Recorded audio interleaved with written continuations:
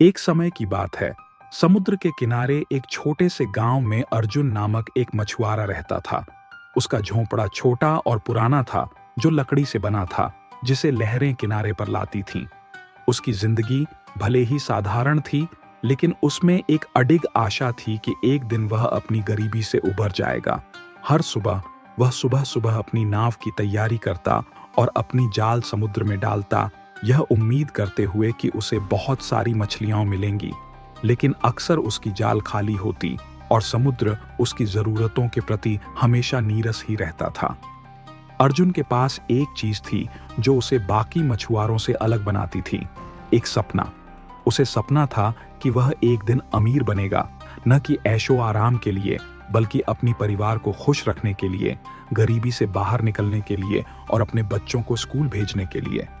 उसने मछुआरों के बारे में सुनी थी जो वर्षों की कठिनाई के बाद सोने जैसा कुछ पा लेते थे, और उसका दिल उस कमजोर धागे की उम्मीद पर टिक गया था। एक दुर्भाग्यपूर्ण सुबह, जब अर्जुन अपनी नाव की तैयारी कर रहा था, एक बूढ़ा आदमी उसके पास आया। उसके कपड़े फटे हुए थे, लेकिन उसकी आंखें तेज थीं और उनमें बहुत सी समझदारी थी। यूंग मछुआरे, बूढ़े आदमी ने कहा, मैं तुम्हारी आंखों में थकान और कुछ और पाने की भूख देख सकता हूं। समुद्र रहस्यों से भरा हुआ है, लेकिन वह सिर्फ किसी को भी नहीं बताता। लेकिन अगर तुम सब कुछ दांव पर लगाने के लिए तैयार हो, तो मुझे एक जगह पता है जहां पानी मछलियों से भरा हुआ है। अर्जुन ने संदेह से उसकी तरफ देखा, लेकिन जिज्ञासा ने उसकी दिलचस्पी को बढ़ा दिया। वह जगह कहां है? उसने पूछा। बूढ़ा आदमी पास आकर आवाज को धीरे से फुसफुसाया, यह एक छोटा सा द्वीप है जो दुनिया से छिपा हुआ है। केवल वही लोग जो दिल से सच्चे होते हैं उसे पा सकते हैं। लेकिन सावधान रहना, समुद्र खतरनाक है और द्वीप खुद शापित है। अगर तुम इसे ढूंढना चाहते हो तो तुम्हें खतरे का सामना करना होगा और बलिदान देना होगा। अर्जुन थोड़ी देर को चुप रहा, लेकिन अधिक सोचने के बाद उसने कहा, मैं जाऊंगा। उसकी आंखों में दृढ़ संकल्प था। बूढ़े आदमी ने मुस्कुराते हुए कहा, फिर तारों का अनुसरण करो, वे तुम्हारी मार्गदर्शिका बनेंगे। कुछ ही समय बाद अर्जुन समुद्र के खुले पानी में अपनी नाव के साथ निकल पड़ा, गांव की सुरक्षा को छोड़ते हुए। जैसे ही वह आगे बढ़ा, सूरज अस्त होने लगा। पानी पर सुनहरी चमक बिखरी और उसे एक अजीब सी बेचैनी महसूस होने लगी। समुद्र जैसे उसे देख रहा था और उसकी चुप्पियों में अनकहे रहस्यों की बयां हो रही थीं। दिन बीतते गए और हर एक मील के साथ अर्जुन का संदेह और बढ़ता गया। समुद्र निरंतर था, उसे हिंसक हवाओं और अप्रत्याशित लहरों से बहा दिया। उसका खाना खत्म हो गया था और उसकी उम्मीदें धीरे धीरे खत्म होने लगी थीं। छठे दिन, जब उसे लगा कि वह और नहीं बढ़ सकता, उसने दूर एक द्वीप को देखा जो आकाश में साया बना हुआ था।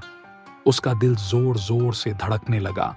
क्या यह वही द्वीप था जिसके बारे में बूढ़े आदमी ने बताया था? जैसे जैसे अर्जुन ने द्वीप की ओर बढ़ना शुरू किया, वह और बड़ा होता गया और उसके खड़ी पहाड़ों के किनारे समुद्र के ऊपर तक उभरे हुए थे। हवा में नमक और रहस्य की खुशबू थी और एक गहरी चुप्पी छाई हुई थी। द्वीप समय से अछूता लगता था, उसके किनारे बेमुश्किल छुए हुए थे। उसने अपनी नाव को किनारे पर लगाया, घबराए हुए दिल से, और रेत पर कदम रखा।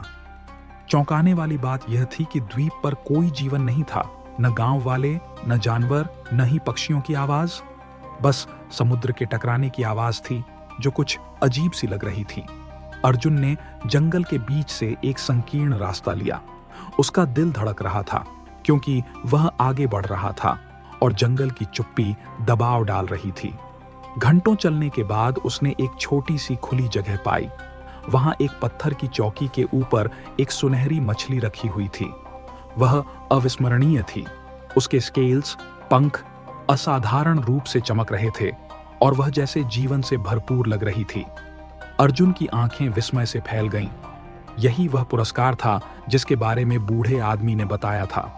वह कल्पना कर सकता था कि इससे उसे कितनी संपत्ति मिलेगी, लेकिन कुछ उसे रोक रहा था।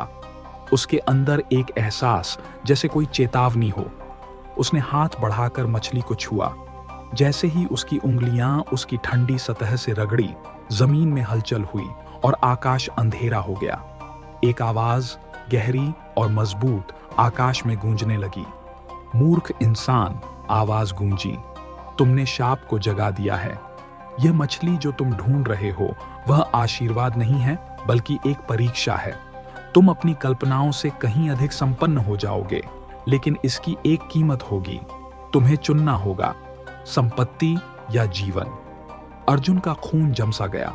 सुनहरी मछली अब और भी चमकने लगी थी। उसके स्केल्स अब एक जलती हुई रोशनी से जल रहे थे। उसका मन दौड़ने लगा। उसने अपनी परिवार का सोचा, उस संघर्ष को जो उसने सहा था, लेकिन उस क्षण में यह चुनाव असहनीय लग रहा था। अगर उसने मछली ले ली तो क्या वह खुद को सजा दे रहा था? क्या वह सच में वह सब कुछ पा सकता था जो उसने कभी चाहा था, बिना एक भयंकर कीमत चुकाए? चुनो अर्जुन, आवाज ने कहा, और वह और तेज हो गई। कांपते हुए हाथों से अर्जुन ने अपना निर्णय लिया। मैं जीवन चुनता हूं, उसने फुसफुसाया। अपनी उंगलियां मछली से हटा ली। रोशनी फीकी पड़ गई और आवाज चुप हो गई। एक क्षण के लिए कुछ भी नहीं हुआ, लेकिन फिर उसके पैरों के नीचे की जमीन दरकने लगी और चौकी के चारों ओर एक जल स्रोत बनने लगा। अर्जुन पीछे हटते हुए यह समझ गया कि समुद्र गुस्से में था। अचानक सुनहरी मछली बोलने लगी, तुमने सही चुनाव किया है, लेकिन यह बिना बलिदान के नहीं होगा। तुम अपने गांव लौटोगे, लेकिन तुम कभी भी सच्चे संपत्ति के मालिक नहीं बन सकोगे। तुम्हारा दिल हमेशा और अधिक का